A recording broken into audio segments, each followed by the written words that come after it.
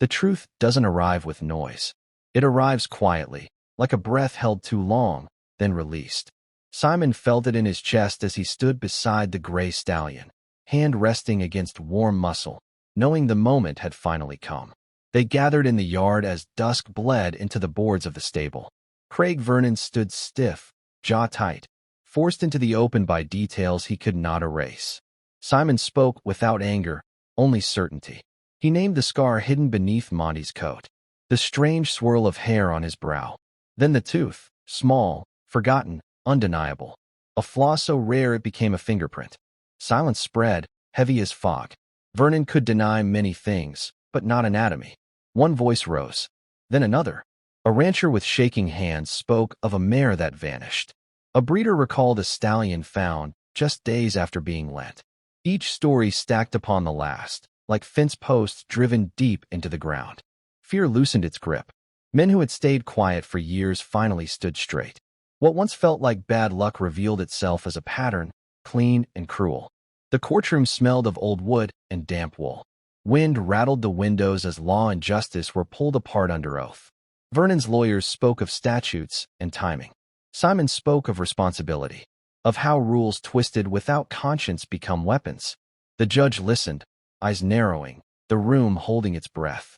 When the ruling came, it landed not with drama, but with weight. The law had been followed, yes, but abused. And that mattered. By morning, Vernon's name traveled faster than he ever had. Deals dissolved. Doors closed. Horses were led home to hands that trembled as they touched familiar necks again. Simon walked into the pen just before sunset. Monty lifted his head, ears forward, recognizing him instantly. The stallion crossed the space between them and pressed close, breath warm, steady. Simon closed his eyes. He hadn't just gotten his horse back. He had reclaimed his place in the world.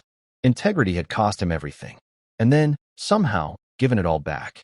The quiet after a storm is never empty. It's full of what survived.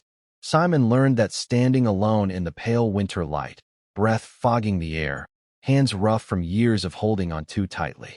He had believed solitude was strength. Now he understood it had nearly broken him.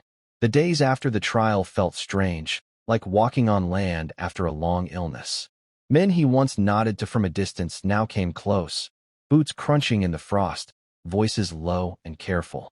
They spoke of horses lost and found, of fear that kept them silent. Simon listened more than he talked. Pride had kept him isolated.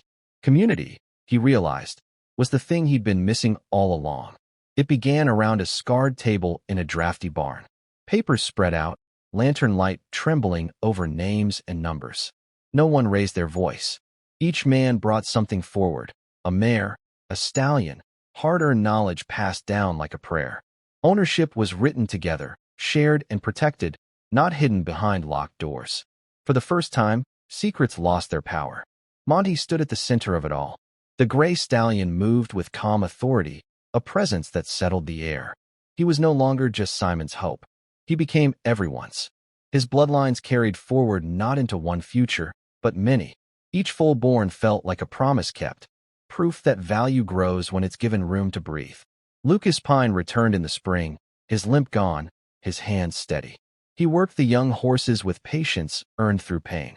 When one resisted, he didn't force it. He waited. Simon watched him from the fence, understanding that the boy he'd once helped had become a builder of what would last. He listens, Lucas said softly. So did Simon. Some nights, Simon still thought of that first decision. The moment he led Monty into the dark, unsure if he'd ever return. What felt like loss had reshaped everything. He hadn't just saved a life. He had planted a future. Wealth fades. Purpose doesn't.